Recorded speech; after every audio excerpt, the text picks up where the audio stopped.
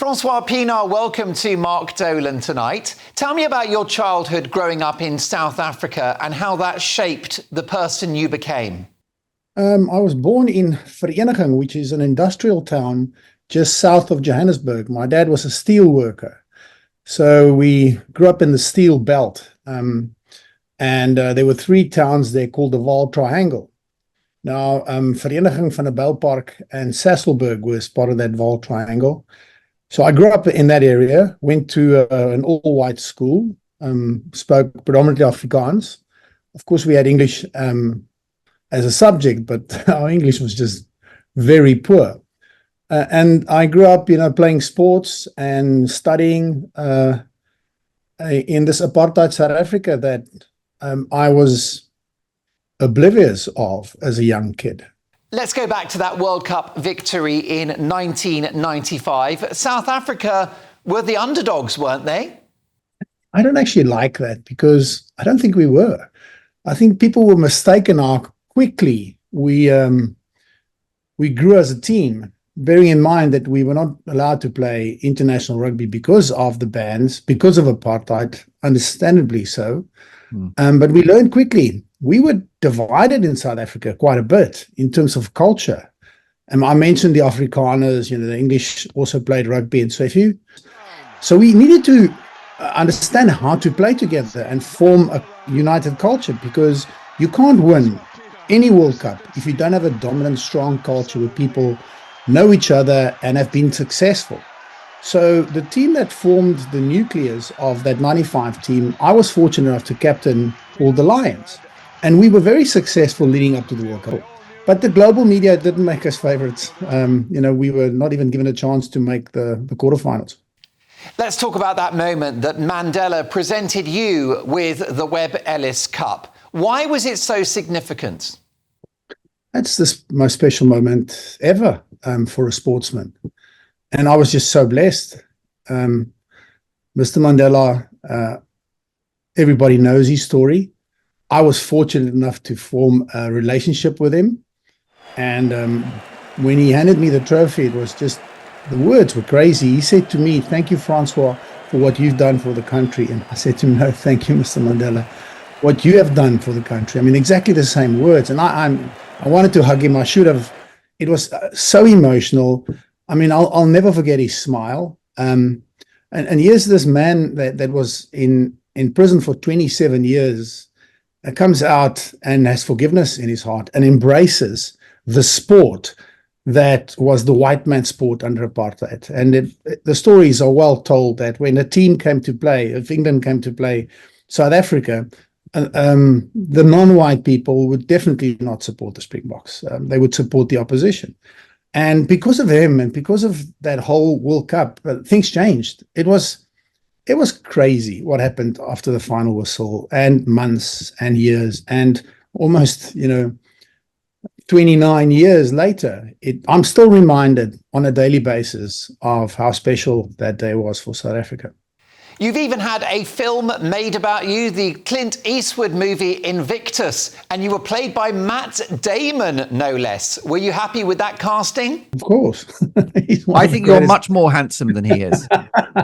Thank you so much for that. I had the pleasure of meeting him, Morgan Freeman, and Clint Eastwood. I had no influence in the movie whatsoever, but just got to know them.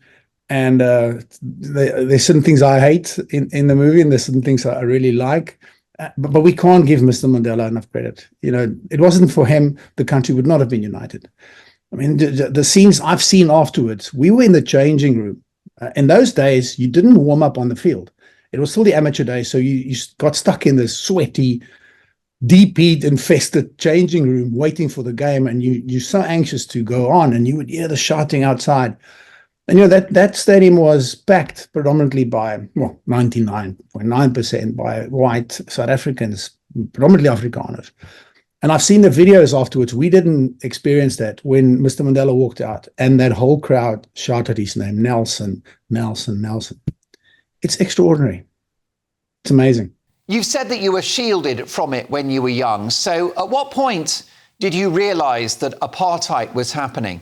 as you say, as a kid, you insulated. The culture was that you were never part of the conversation. Children were seen playing in the garden and never heard. You never were part of that conversation. So when I went to university, then I mean, it was South Africa was a powder keg. It was in the mid to late 80s, and the students came, an uprising. There was a lot of debates and disagreements and anger amongst white South Africans. And this is something I experienced for the first time.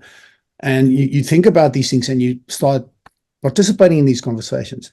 I mean, I still don't know why. In 1986, I went to coach a black team in Soweto, Jabulani High School. I just wanted to do this and understand and see where South Africa is going. And the conversations were about Mr. Mandela. He's going to be released from prison. And that just divided the white South Africans. So it was bizarre. It was scary. And it was needed because South Africa needed to change. Now, how lucky am I? And I'm a student, then I get to play for my country, and then there's a World Cup that comes to South Africa. I get an opportunity to meet one of the greatest leaders the world has ever seen when he became president 30 years ago. Yesterday, 30 years ago, he became president of South Africa. And to share a platform where he hands me this trophy and say those words, it's just, I'm very much probably the most fortunate, blessed sportsman. After your success with the South African national team, you came over to the UK, where you became player coach at Saracens, and you had plenty of success, a trophy and several strong league performances. How did you adapt to life in Britain? It was tough because, we came from an amateur era. We got paid money in an envelope after the game. There was always these rumors going around that we were on contracts such that we got a stipend after the match, which was for a student quite a bit. So you could take a lady out to dinner and buy a beer or a glass of wine.